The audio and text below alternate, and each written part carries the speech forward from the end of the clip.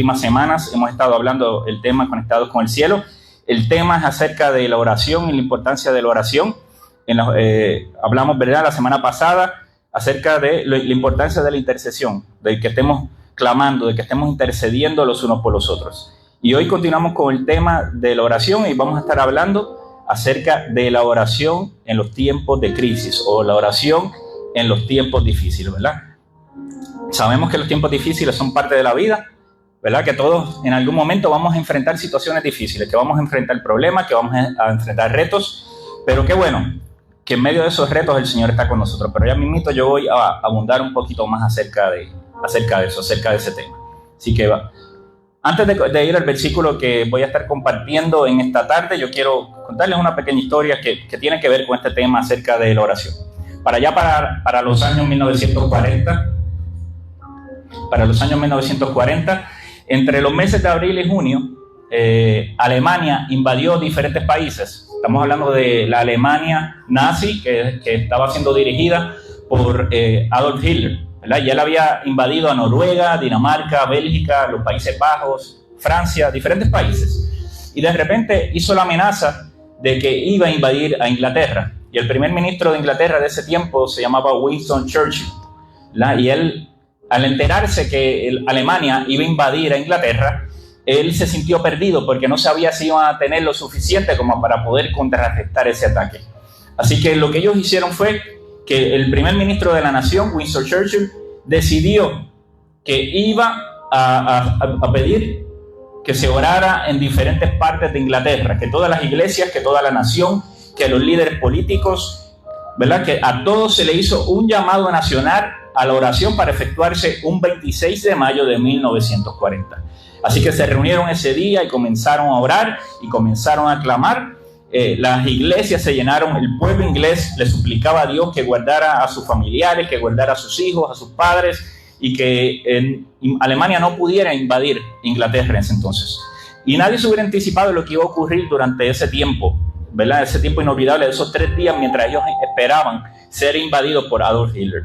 Justo 24 horas después de haber comenzado a orar y a clamar por Inglaterra, de repente, inexplicablemente, Adolf Hitler desapareció y dio órdenes a su ejército a detenerse y a no invadir a Inglaterra. Ya él iba de camino, se estaba acercando a la frontera de Inglaterra y de repente no se sabe qué fue lo que pasó, pero algo lo detuvo en el camino, lo hizo retroceder y nunca llegó a invadir Inglaterra. Obviamente nosotros sabemos acerca del poder de la oración. Dijimos que la oración, la nación completa estaba orando para que Dios los protegiera de este ataque de Adolf Hitler. Y esto fue lo que dijo la reina de Inglaterra. Dijo este pensamiento, dijo: le temo más a un ejército de personas orando que a un ejército militar. ¿Por qué? Porque la oración es poderosa. Y por eso es que estamos haciendo este llamado a la oración. Para que nosotros como iglesia sepamos lo importante que es que nosotros oremos. Porque nuestras vidas, como hijos de Dios, se sostienen por medio de la oración. Entonces, la oración y la fe en los tiempos de crisis, ¿verdad? Los tiempos de crisis, es imposible que nosotros divorciemos o separemos los tiempos difíciles de la vida del ser humano. Sabemos que en diferentes niveles, en diferentes etapas, de diferentes maneras, mientras nosotros estemos vivos, vamos a enfrentar las aflicciones. Mientras nosotros estemos vivos, vamos a enfrentar los problemas. A nuestras vidas llegarán pruebas, llegarán problemas. En algún momento quizás pueda llegar la enfermedad, pueda llegar los retos económicos. Es imposible decir nosotros que mientras vivamos en esta vida, aún siendo cristianos, que no van a llegar los problemas. Y es importante entender cómo nosotros enfrentamos con fe los procesos en la vida. Y a veces le queremos más a las noticias, le queremos más a las situaciones, le queremos más a la enfermedad que al Dios que nosotros le servimos. Las noticias dicen algo y nosotros rápido nos alarmamos, sin saber si eso va a suceder o no va a suceder. Nos preocupamos, nos ocupamos antes de tiempo, ¿verdad?, sin saber qué va a pasar. Y a veces en nuestra mente hacemos estos escenarios terribles, ¿verdad? Hace 2 o 3 días que nos están diciendo que por ahí se acerca una tormenta, ¿verdad? Y que va a estar cerca y que posiblemente va a pasar en nuestra ruta. Mire, pues, yo no he ido a los supermercados en los últimos 2 días, pero yo me imagino que los supermercados a lo mejor están llenos de personas y vacíos de alimentos. ¿verdad? Porque eso es lo que sucede aquí en Puerto Rico cuando se anuncia. Y cuando nos empiezan a subir los códigos de galletas, que cambian de una galleta a otra, que la gente se empieza a hablar más todavía. Y la gente empieza a hablar de la crisis y empieza a hablar de cuando eso nos coja por ahí, por el mismo medio, y nos pase por encima, y los meses que vamos a estar sin luz y sin esto y sin lo otro. Mire, y hacemos una crisis de algo que todavía no ha sucedido, ¿verdad? Y nosotros, aún en ese tema, aunque siempre, ¿verdad?, hemos tenido algunos que lamentablemente nos ha golpeado, de cuántos fenómenos atmosféricos Dios no nos ha librado a través de los años, ¿verdad? Y de esa misma manera, de las malas noticias acerca de la economía, de las malas noticias acerca de la política, de las malas noticias de diferentes maneras. Nos enfocamos en lo que ellos dicen y escuchamos más lo que ellos dicen que lo que Dios nos está diciendo. Pero en Dios siempre nosotros vamos a encontrar el consuelo, vamos a encontrar la esperanza y sobre todo vamos a encontrar la respuesta a todos los procesos que nosotros tengamos en la vida. Y solo alguien que ha enfrentado procesos y ha podido salir de ellos puede tener la fe suficiente para seguir adelante ante cualquier proceso. Porque eso es parte de la vida. Nosotros vamos a enfrentar diferentes tipos de procesos, pero es en la manera en que nosotros los enfrentamos, con la fe o con la falta de fe que nosotros los enfrentamos, que vamos a saber si vamos a poder salir adelante o no vamos a poder salir adelante. Es importante que nosotros, ¿verdad?, nosotros todos los procesos, siempre sepamos que Dios está con nosotros en medio de cada proceso, ¿verdad? Yo mismo, en mis años de adolescencia, cuando conocimos al Señor, pasé diferentes procesos difíciles. En aquel momento no entendía mucho de esos procesos. Era un adolescente, era un niño, diferentes procesos de enfermedad en mi casa. A consecuencia de los procesos de enfermedad llegó también la necesidad económica, llegó la falta de trabajo, llegaron tantas cosas. Pero si algo yo siempre pude ver en mi casa es que mi mamá enfrentaba todos esos procesos siempre con fe y con oración. Y yo pude aprender por medio de ella de que no hay proceso difícil si Dios está con nosotros, ¿verdad? Y que en medio de cada proceso, de alguna manera, Dios se va a manifestar y se va a encargar de proveer lo que nosotros necesitamos. Hoy en día, aunque todavía no estoy donde quisiera estar, no estoy donde hace unos años estaba. Gracias al Señor he podido crecer, he podido madurar, he podido seguir hacia adelante y puedo decir, sin lugar a dudas, que en ningún proceso Dios me ha abandonado. Y a través de la Escritura nosotros podemos encontrar muchas historias, muchos pasajes, muchos versículos que nos hablan de hombres y mujeres que pasaron diferentes procesos difíciles y podemos ver cómo ellos los enfrentaron. Hoy yo les quiero compartir una historia que se encuentra en Primera de Samuel, capítulo 1, versículos del 1 al 18. Primera de Samuel, capítulo 1, versículos del 1 al 18. Y les leo la Nueva Traducción Viviente.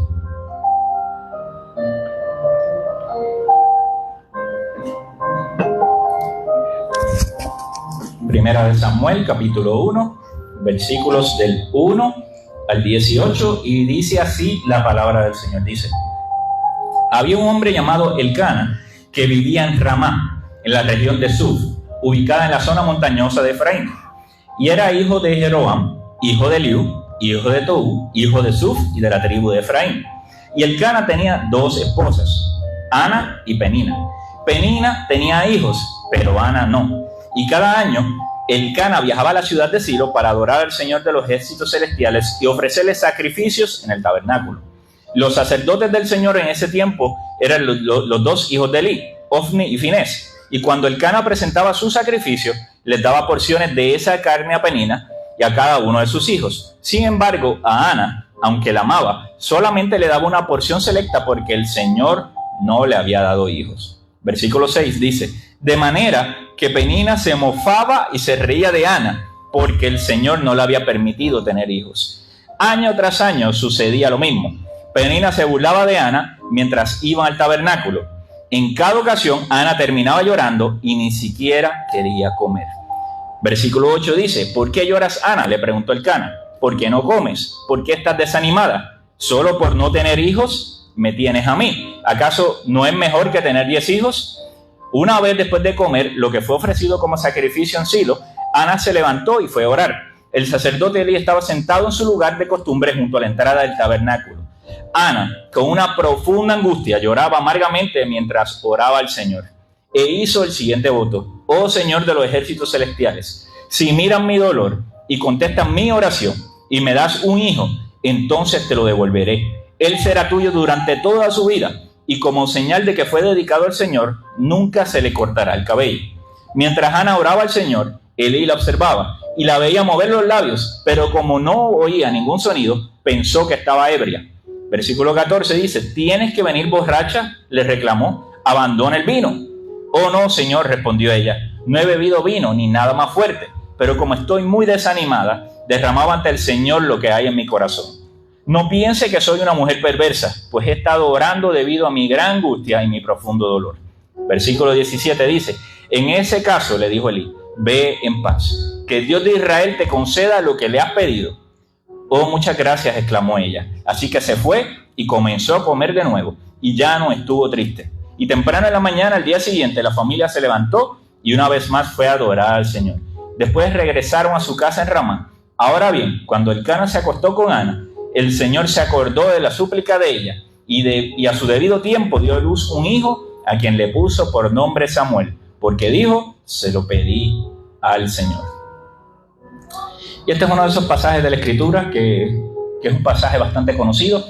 Estamos hablando del nacimiento del profeta Samuel, que es posiblemente el profeta más conocido del Antiguo Testamento, ¿no? Y aquí vemos una historia donde nos habla de varios personajes. Uno de ellos es un hombre que se llama Elcana. Y este hombre llamado Elcana, nos dice este pasaje de la Escritura, que tenía 2 esposas.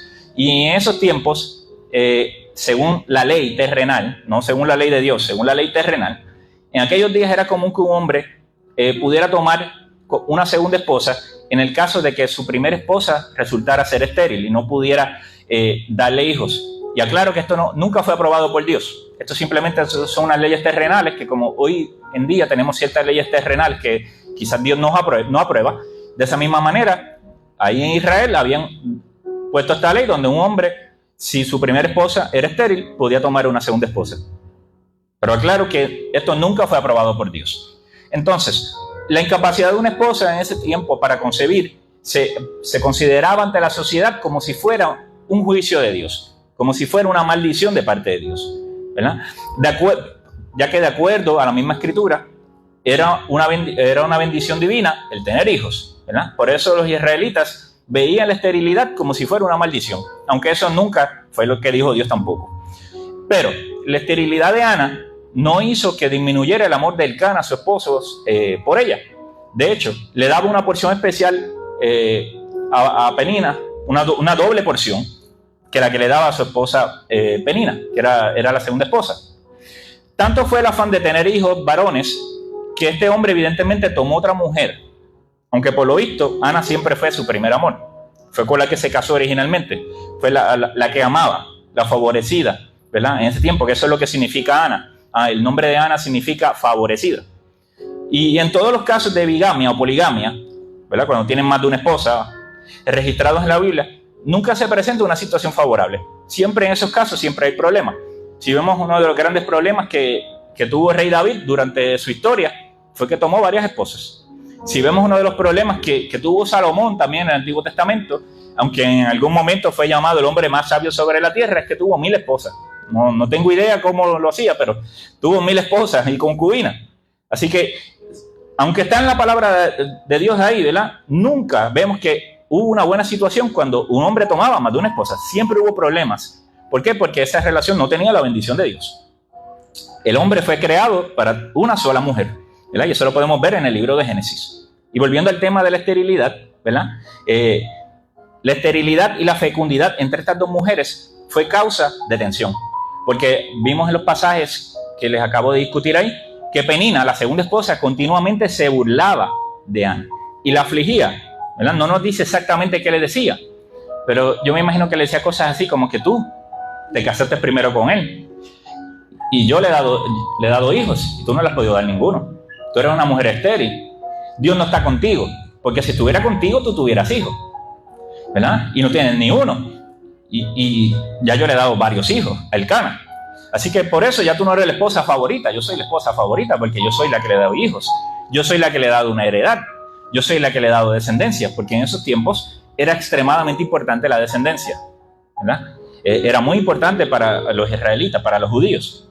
Entonces, constantemente nos dice que la afligía, que la molestaba, que, como decimos aquí en Puerto Rico, le hacía bullying, Penina a Ana. Entonces, ¿a quién acudimos cuando nosotros nos encontramos en angustia? Ana sabía a quién recurrir y también cómo pedir.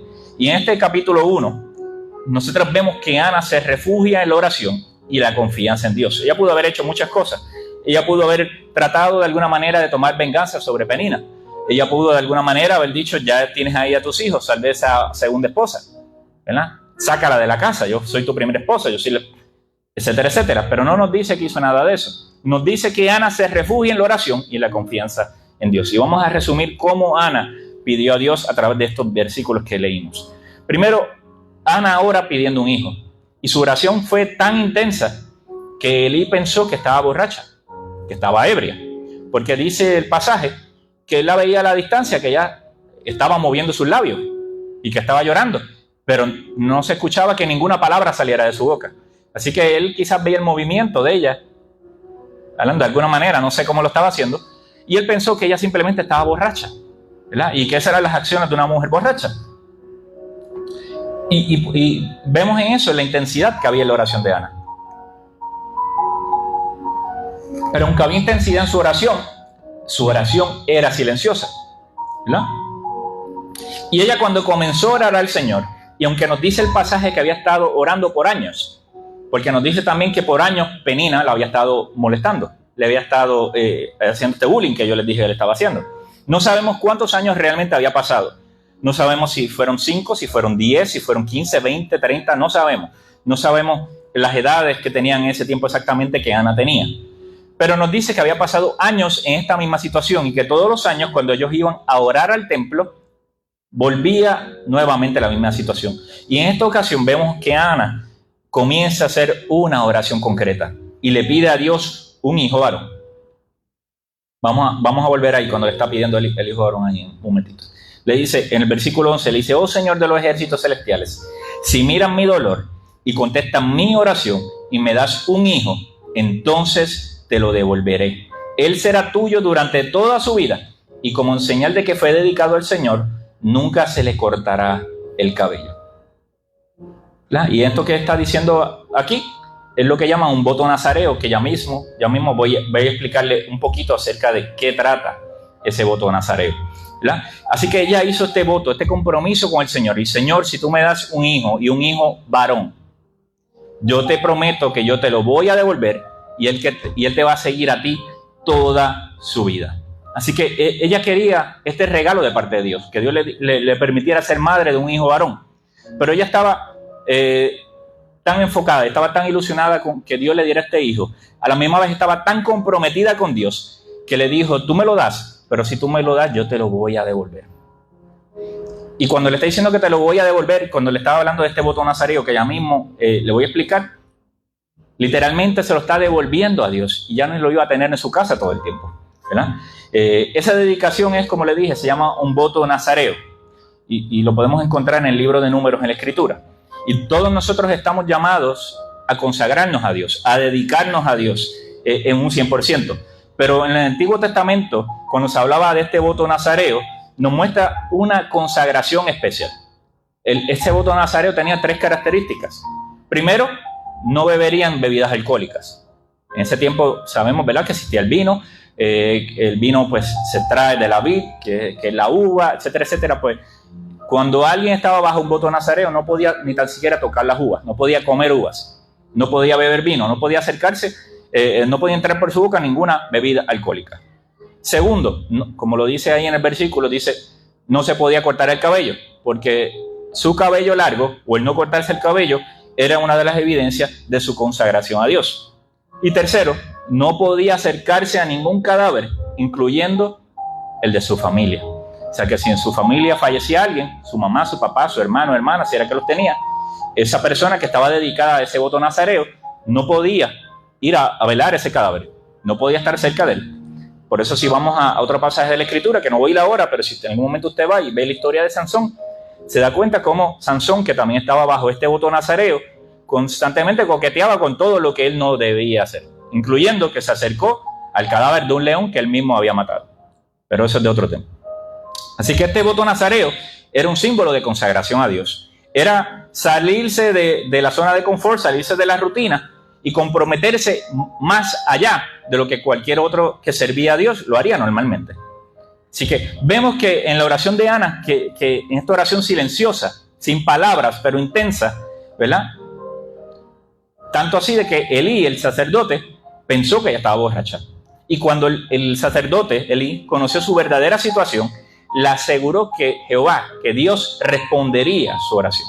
¿Verdad? Y esto se convirtió en una oración que cambiaría su vida para siempre. Y el versículo 18 dice que entonces cuando el sacerdote le dijo que el Señor le iba a conceder su petición, nos dice que Ana comió y ya no estuvo más triste. ¿Verdad? Porque todos nosotros cuando oramos estamos esperando la respuesta a esa oración. Todos nosotros quisiéramos que la respuesta a esa oración fuera favorable. Así que cuando el sacerdote Elí, que en ese momento estaba representando la voz de Dios, le dice que Dios conceda tu petición. Ella sabía que Dios iba a responder a su oración y sabía que iba a responder favorablemente a ella, y ya no estuvo triste y ya no estaba en ayuno y decidió que iba a comer.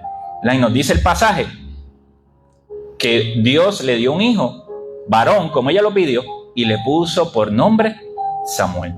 Cuando Ana oraba, su voz no se escuchaba, ¿verdad? En lo natural no se escuchaba, pero Dios escuchó su voz y ahora ella daba testimonio, ¿verdad?, público, de que Él la había oído.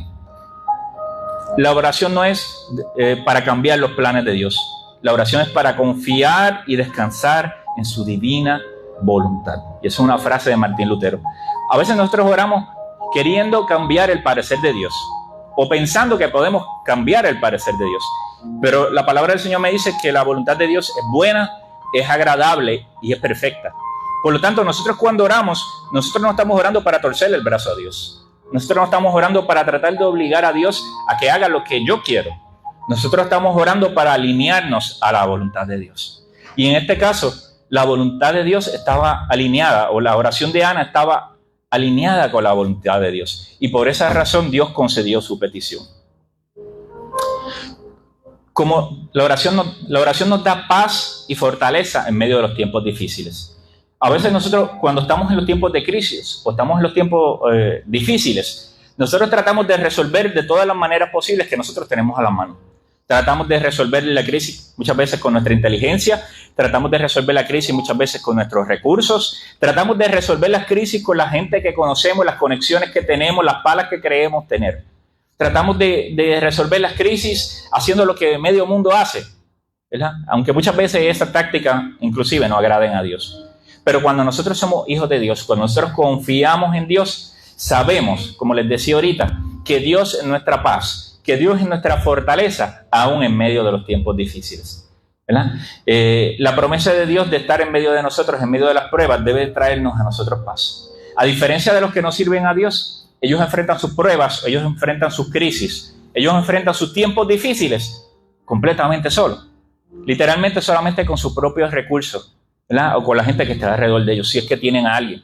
Pero nosotros como hijos de Dios, aun si no tuviéramos a nadie físicamente con nosotros en medio del problema, sabemos que la presencia de Dios está con nosotros y eso es todo lo que nosotros necesitamos. Saber que Dios está con nosotros debe traernos a nosotros paz, porque aunque el problema está ahí, Dios sigue estando con nosotros. Y sabemos que para los hijos de Dios, para los hijos e hijas de Dios, ningún problema, ninguna tormenta, ninguna crisis es para siempre.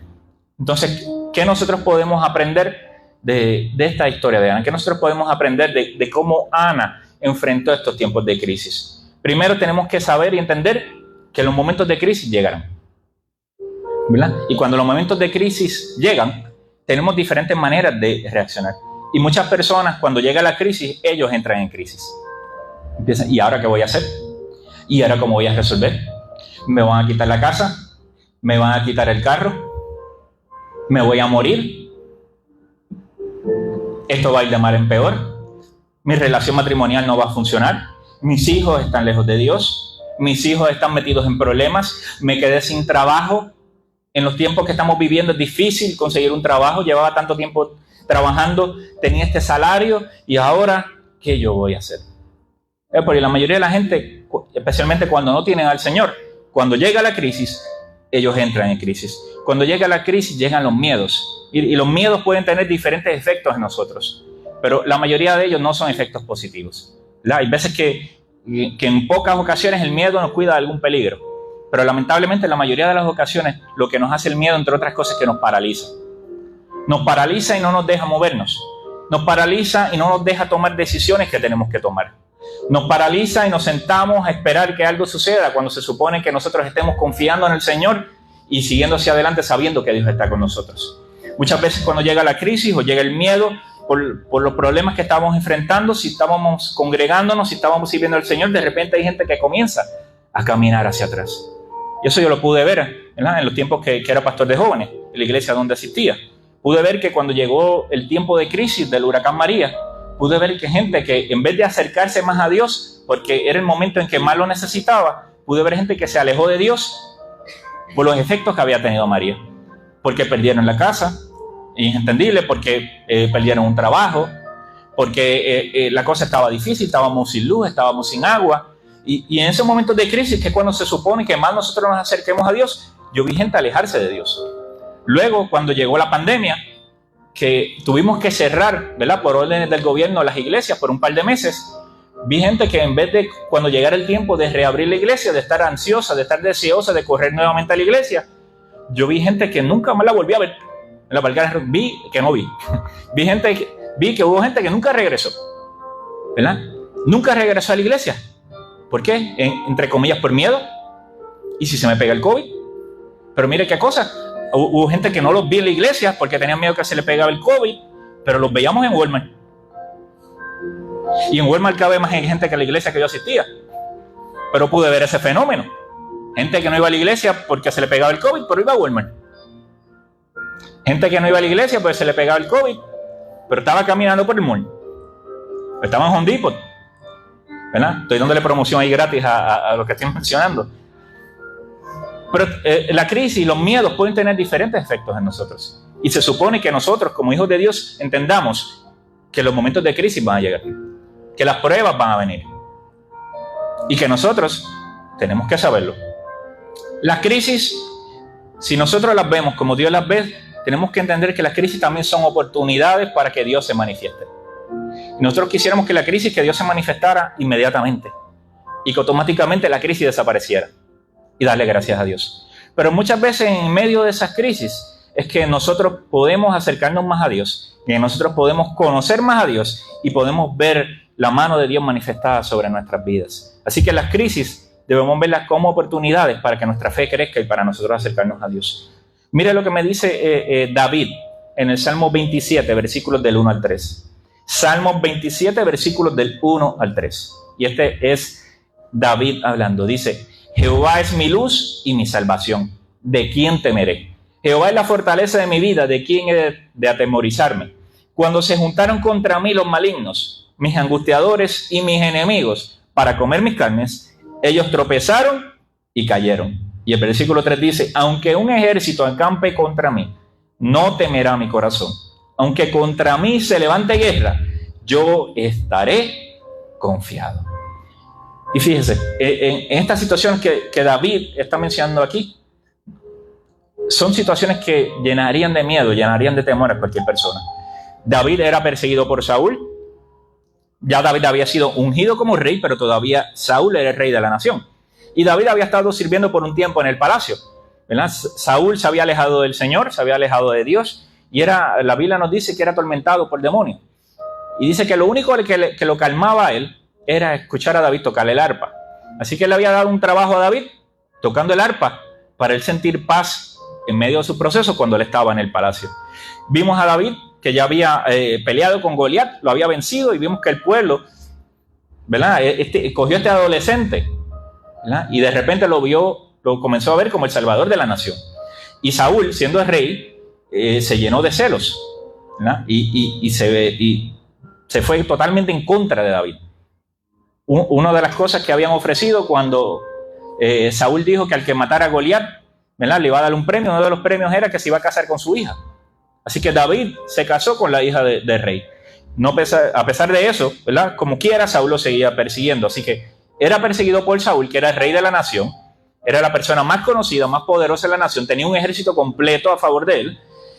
Perdió su trabajo porque ya no podía en el palacio tocar música porque el rey lo quería matar. Perdió su familia porque tuvo que alejarse de sus padres, de sus hermanos, aunque sus hermanos no eran muy buenos con él, ¿verdad? Tuvo que alejarse de su familia, tuvo que alejarse de su esposa porque tuvo que salir huyendo. estuvo en una situación donde sin lugar a dudas podía morir. Así que la situación de David cuando escribía este salmo no era para nada fácil. Y mire lo que él dice: Jehová es mi luz y mi salvación. ¿De quién temeré? Cuando aquí dice que el Señor es luz, ¿verdad? Lo que está diciendo es que Él es luz para que Él pueda contemplar la gloria de Dios, la gloria divina. Es salvación en medio de los peligros de la vida y es fortaleza y protección en medio de la batalla. ¿Qué es lo que hace la luz? Cuando estamos en un lugar donde hay oscuridad, nosotros prendemos la luz, la oscuridad desaparece, las tinieblas se van. Así que en esos tiempos donde no había luz eléctrica, ¿verdad? Y que se usaba el fuego como luz, Él está diciendo que Dios, que Jehová es su luz y su salvación. Mire, si Él está caminando por un lugar que está totalmente oscuro y Él no tiene una luz y hay un ejército que lo está esperando para atacarlo, y va a ser presa fácil del ejército. Pero Él está diciendo que en medio de los problemas de la vida, Jehová, Dios es su luz y es su salvación. Porque esta luz le iba a permitir a Él ver en medio de las tinieblas. Esta luz le iba a permitir a Él ver en medio de los ataques que venían de camino. Así que si la luz disipa las tinieblas, ¿verdad? Nos está diciendo que estas tinieblas representan a los adversarios, a los enemigos de David. Y Él está diciendo que Él es mi luz y mi salvación. Y si Él es mi luz y mi salvación, ¿de quién voy a temer? Porque cuando Dios está con nosotros, miren, no hay nada ni nadie que sea más grande que el Dios que nosotros le servimos. Puede venir el problema más grande, la enfermedad más grande, la crisis económica más grande, y ninguna de esas cosas es más grande que el Dios que nosotros le servimos. Él también está diciendo que Jehová es la fortaleza de su vida. Y cuando está hablando de la fortaleza, también está hablando de un lugar de refugio. Y en los tiempos de David, cuando David escribía, la fortaleza era el lugar donde la gente se refugiaba de los ataques de los enemigos. Estas fortalezas solían tener unas murallas espectaculares, grandes, anchas, fuertes, y ningún ejército podía traspasar estas murallas de lo altas y fuertes que eran. Así que Él está diciendo que Jehová es su luz, pero también Jehová es la fortaleza de su vida. Y si Él es la fortaleza de su vida, ¿de quién he de atemorizarme? Y Él explica: cuando se juntaron contra mí los malignos, los angustiadores, los enemigos para comer sus carnes, ellos tropezaron y cayeron. Aunque un ejército acampe contra mí, no temerá mi corazón.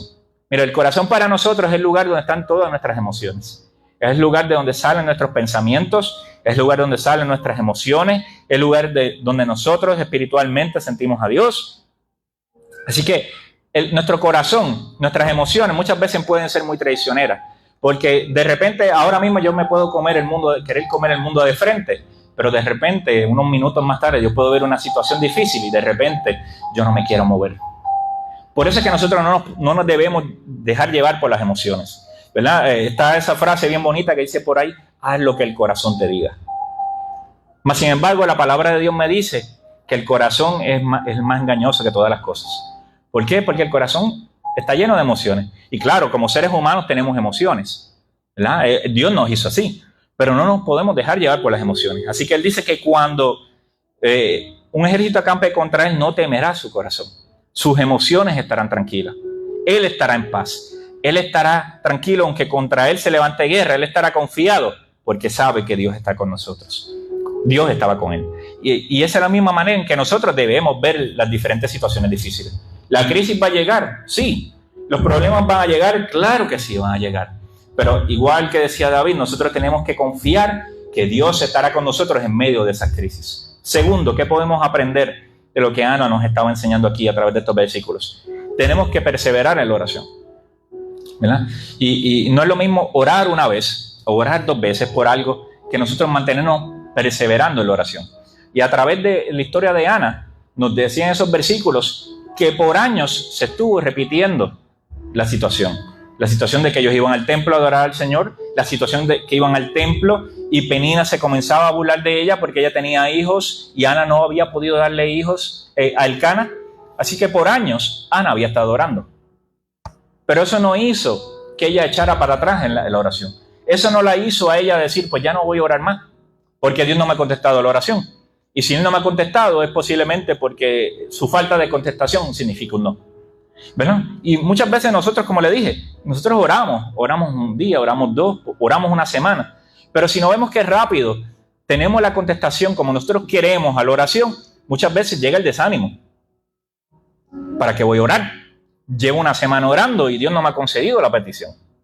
Llevo una semana orándole a Dios para que me consiga un trabajo nuevo y el trabajo nuevo no ha llegado. Llevo una semana pidiéndole a Dios, ¿verdad?, que esta situación de salud que me está afectando desaparezca y todavía no ha desaparecido totalmente.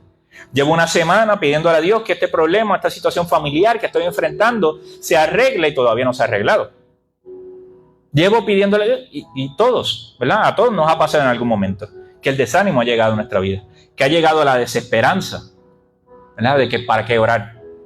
No vale la pena orar porque nada ha sucedido, nada ha cambiado. Llega la duda, pues quizás Dios no me quiere contestar, o quizás Dios me dijo que no, o quizás yo he hecho algo que a Dios no le agrada y por eso no me ha contestado mi oración. Y todo esto sucede y muchas veces son trampas que el enemigo usa en contra de nosotros para que nosotros dejemos de orar, porque la oración es poderosa, ¿verdad? Y si hay algo que yo les decía la semana pasada, ¿verdad?, la frase que les decía, que si hay algo que el enemigo quiere hacer es provocar que los cristianos, que los hijos de Dios dejemos de orar. Pero mire lo que me dice 1 de Tesalonicenses 5:17. 1 de Tesalonicenses 5:17, dice así. Dice, nunca dejen de orar. Y el versículo 18 dice, sean agradecidos en toda circunstancia, pues esta es la voluntad de Dios para ustedes, los que pertenecen a Cristo Jesús.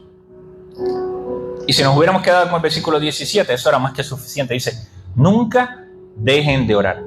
Pero el versículo 18 dice, sean agradecidos en toda circunstancia. Fíjense, no nos dice sean agradecidos cuando todo te vaya bien. No dice sean agradecidos cuando tienes dinero de más en el banco. No dice sean agradecidos cuando te puedes ir de vacaciones para donde tú quieras porque tienes el dinero para hacerlo. No dice sean agradecidos cuando en el trabajo, mira, te vaya todo perfecto, cuando todo el mundo te quiera, cuando en el trabajo nadie te haga la vida difícil. No te dice, sean agradecidos cuando tu familia siempre esté de tu lado, siempre esté a tu favor. No, simplemente dice, sean agradecidos en toda circunstancia. Eso quiere decir que debemos ser agradecidos con Dios y debemos ser agradecidos de Dios, aun cuando las cosas nos vayan mal, ¿verdad? Porque sabemos que para los hijos de Dios, nuevamente, Dios está con nosotros aún en medio de las situaciones más difíciles, aún en medio de las crisis, cuando parece que Dios puede estar en silencio, Dios sigue estando con nosotros.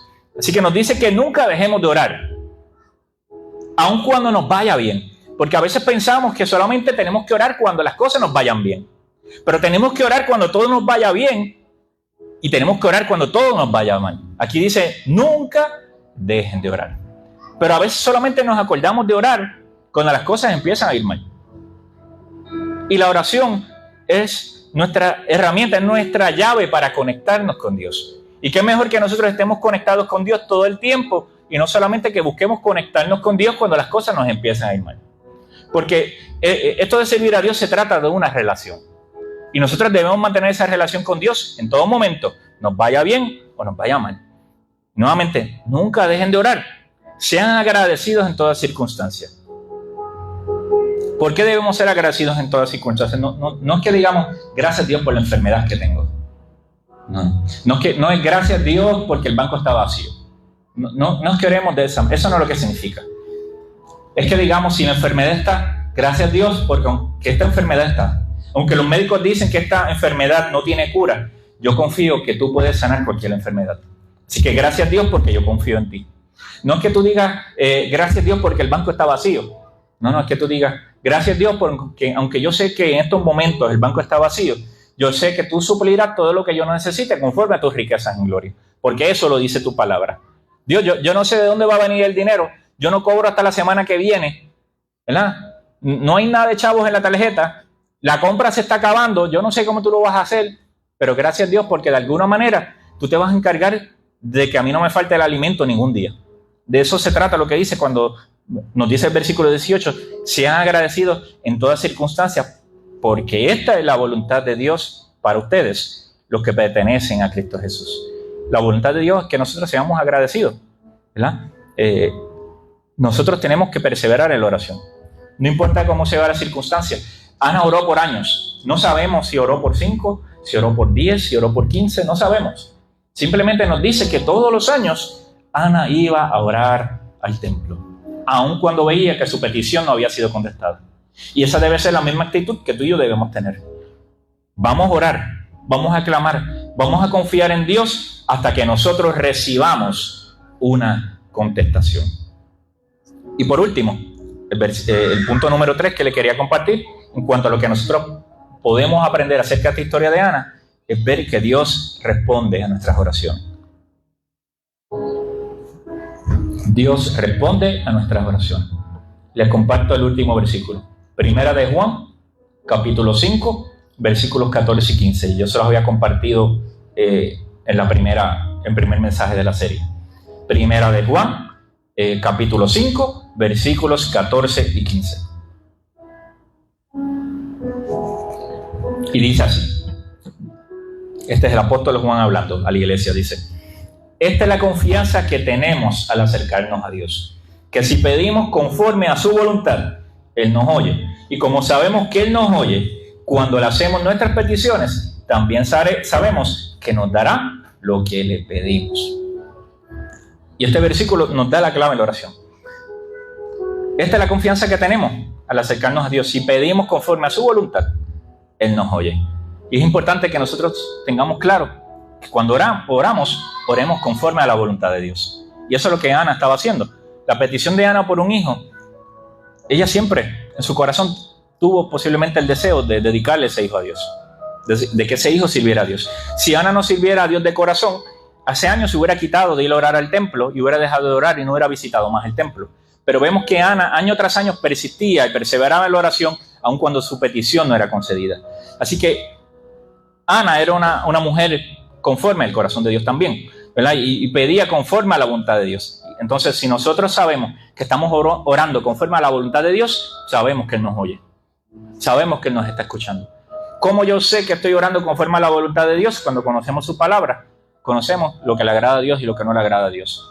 Por ejemplo, y yo les dije esto en el mensaje pasado, yo no puedo orar para que Dios le haga daño a alguien. Alguien que me ha hecho la vida difícil, yo no le puedo orar a Dios para que Dios le haga daño a alguien. Eso es algo que iría en contra de la voluntad de Dios. Esa no es una oración que Dios va a conceder. Señor, conviérteme en millonario para poder darle envidia a fulano o fulana. Para poder comprarme un carro mejor que el de fulana.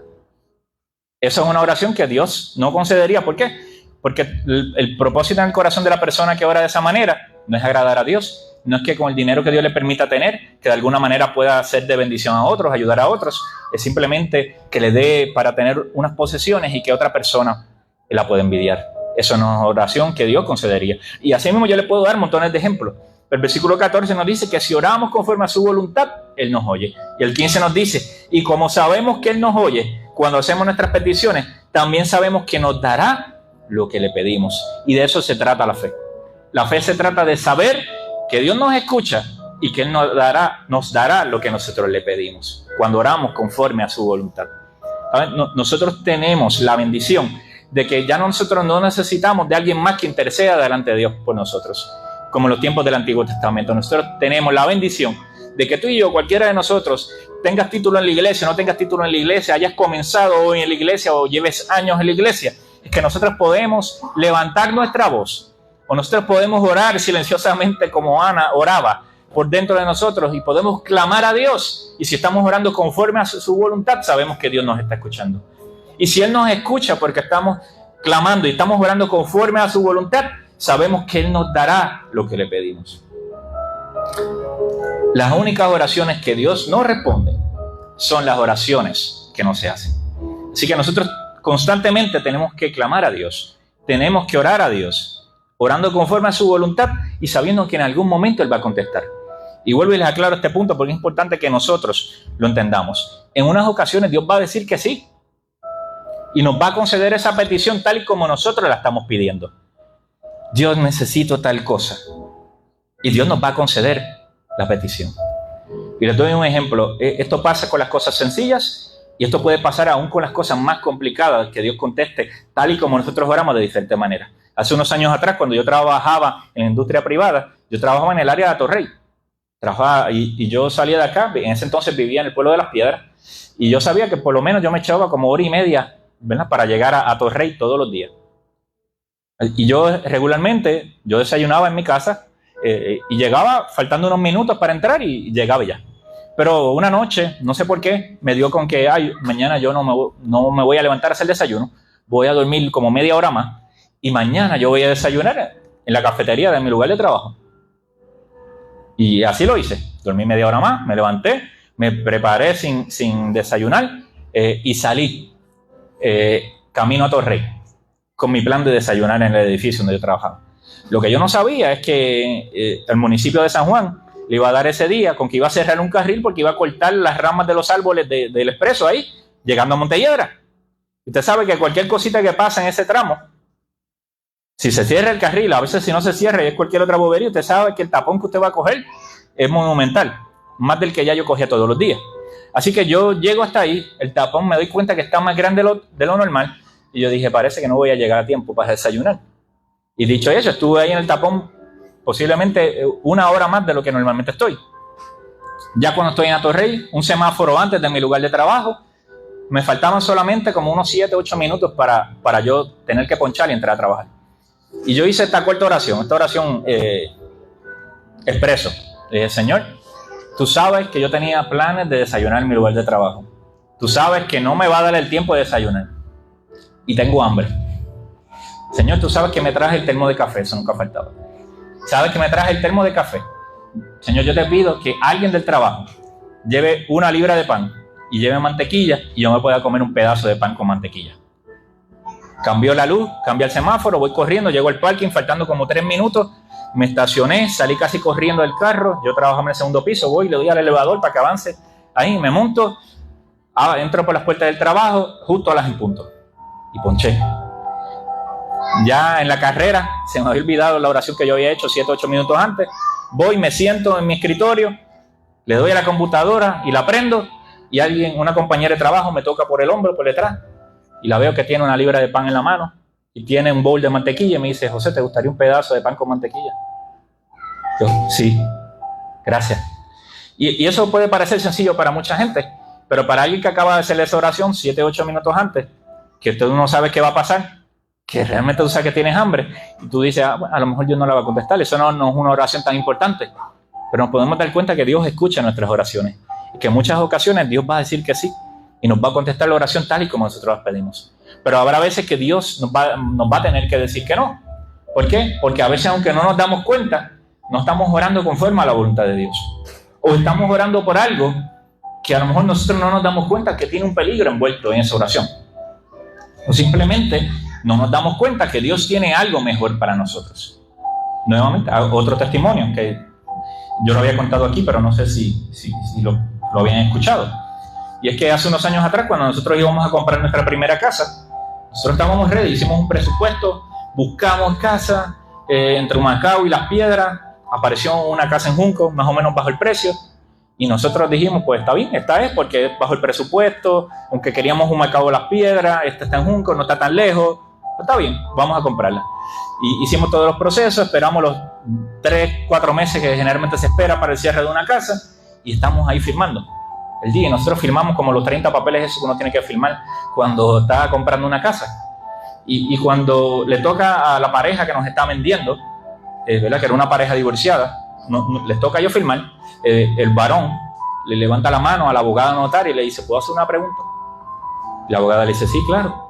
Le dice, cuando nosotros nos divorciamos, nosotros firmamos un contrato que decía que nosotros no íbamos a vender la casa hasta que nuestra hija tuviera 18 años. ¿Eso crea algún problema? Cuando yo miro a la nena tenía como 3 años. Y la abogada notaria le dijo, sí, eso es un problema bien grande porque no vamos a poder hacer el cierre de la casa hasta que ustedes resuelvan esa situación y ustedes cambien ese contrato, si es que lo quieren cambiar. Y nosotros, después de todo ese proceso de dinero invertido, de todas las firmas que dimos, la espera de 3 o 4 meses, de repente se nos rompió el corazón a nosotros ver que lo que pensábamos que iba a ser nuestra primera casa, ya no la íbamos a tener. Así que claro que sí, nos molestamos, nos pusimos tristes, como cualquier ser humano pudo haber pasado. Pero luego de recuperarnos del golpe, comenzamos a orar nuevamente. Dijimos, Dios, que sea la casa que tú quieres para nosotros, ¿verdad? Tú sabes nuestro presupuesto, tú sabes lo que estamos orando y estamos pidiendo, lo dejamos en tus manos. Y ella lloraba por su lado, lloraba por el mío, y de repente apareció una casa en el pueblo de Las Piedras. Apareció prácticamente bajo el mismo precio de la que íbamos a comprar en el otro lado. Pero a diferencia de aquella, esta casa tenía verja alrededor completa, aquella no lo tenía. Esta casa tenía puerta de garaje, la otra no lo tenía. Esta casa estaba al lado de la carretera, la otra estaba más tierra adentro, ¿verdad? Como si podemos decir así. Así que, y para completar, cuando llegamos a ver la casa por primera vez, lo que nos estaban vendiendo era una pareja de pastores retirados. Así que hicimos el proceso nuevamente y compramos nuestra primera casa.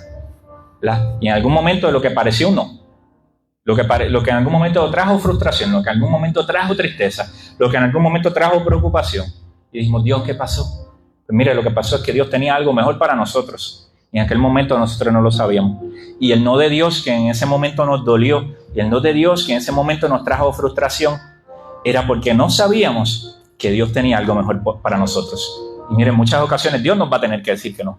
Yo como papá en ocasiones les tengo que decir que no a mis hijos, porque no les puedo dar todo lo que ellos me piden. De esa misma manera, Dios en ocasiones nos tendrá que decir que no, porque tiene algo mejor para nosotros. Pero habrá ocasiones que Dios nos va a tener que decir, todavía no, porque no estamos listos, no estamos ready, no tenemos la madurez, o Dios nos está procesando para poder conceder nuestra petición. Así que sabemos que las únicas oraciones que Dios nos responde son las oraciones que no se hacen. Y nuevamente, 1 de Juan 5, 14 y 15 dice, y esta es la confianza que tenemos al acercarnos a Dios, que si pedimos conforme a su voluntad, Él nos oye. Y como sabemos que Él nos oye, cuando le hacemos nuestras peticiones, también sabemos que nos dará lo que le pedimos. Y pudimos ver a través de la historia de Ana, que esta mujer, a pesar de lo difícil de su situación, a pesar de las burlas que ella enfrentaba, a pesar de la frustración de los años pasando y de ella no ver su petición concedida, Dios se acordó de ella. Ella decidió persistir en la oración. Ella decidió tener fe. Ella decidió confiar y Dios respondió a su oración. Y con esto cierro. Primero, que nosotros sepamos que en los tiempos de crisis tenemos que orar. Los tiempos difíciles tenemos que orar. Nada como la oración para nosotros enfrentar los tiempos de crisis y los tiempos difíciles. Pero también tenemos que orar cuando nos vaya bien. Así que tenemos que orar en todo tiempo. ¿Cómo debemos orar? Debemos orar con perseverancia y con fe, como Ana oró. Los años pasaron, nuevamente no sabemos cuántos pasaron. Su petición no era contestada. Ella seguía siendo estéril por años. Ella fue burlada por esta otra mujer por años. Se mofaba de ella, le hacía bullying. Su esposo posiblemente pasaba más tiempo con la otra esposa. Y esta mujer pudo haber sentido mucho dolor, mucha frustración, mucho coraje. Pero nada de eso la hizo a ella parar de orar, porque ella sabía que ella estaba sirviendo a un Dios que era fiel. Así que oremos con perseverancia y con fe hasta recibir una respuesta. Esa respuesta puede decir sí, esa respuesta puede ser no, o esa respuesta puede ser todavía no.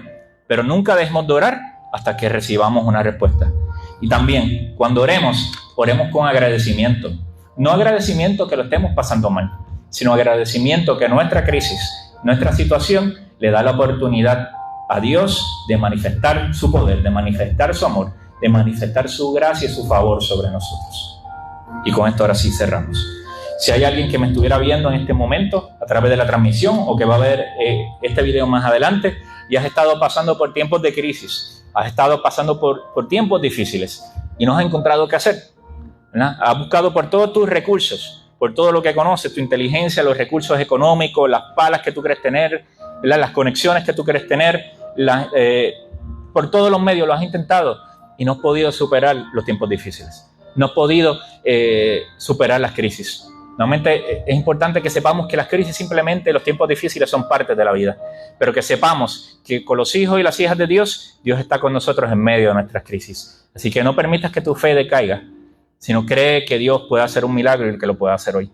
Segundo, persevera en la oración. Nunca dejes de orar, ¿verdad? Hasta que tú recibas tu respuesta. Y sepas que sea cual sea la respuesta que tú recibas, la respuesta que Dios te dé es en base al amor que Él siente por ti. Así que si su respuesta es sí, es no o todavía no, sepas que la respuesta de Dios es porque Él te ama.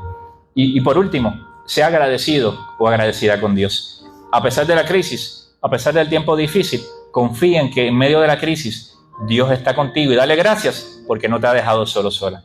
Y ahora yo voy a orar por ti. Yo no sé cuál es tu crisis. Si tú tienes motivo de oración y me quieres escribir un comentario al inbox, me puedes escribir. Si no quieres decirme qué es la petición, no hay problema. Dios conoce. Vamos a orar. Padre, en esta hora te presento los que puedan estar ahí viendo a través de este video, a través de esta transmisión, Señor. En esta hora los presento delante de ti. Solo tú sabes las crisis o los problemas, las situaciones que puedan estar enfrentando, Señor. Pero sabemos que no hay problema demasiado difícil para ti. Sabemos que no hay situación imposible para ti. Así que los presentamos en este momento delante de ti, creyendo, confiando, Señor, que en este momento estamos orando conforme a tu voluntad y que tú nos oyes, Señor. Los presentamos delante de ti, te pedimos que te manifiestes en medio de su problema o en medio de su situación, Señor, y que ellos puedan dar luego testimonio del milagro que tú has hecho en medio de ellos, Señor. En esta hora los presentamos. Si hubiera alguien que no te conoce en este momento, o si hubiera alguien que se apartó de ti por la razón que sea, en esta hora, Señor, oramos por él o por ella, para que pueda decidir nuevamente comenzar a caminar contigo. En esta hora yo te doy gracias por lo que ya estás haciendo, en el nombre de Jesús. Dios te bendiga. Si necesitas cualquier motivo de oración, cualquier cosa, nos puedes escribir. Nos vemos el próximo domingo a las 4 de la tarde. Dios te bendiga.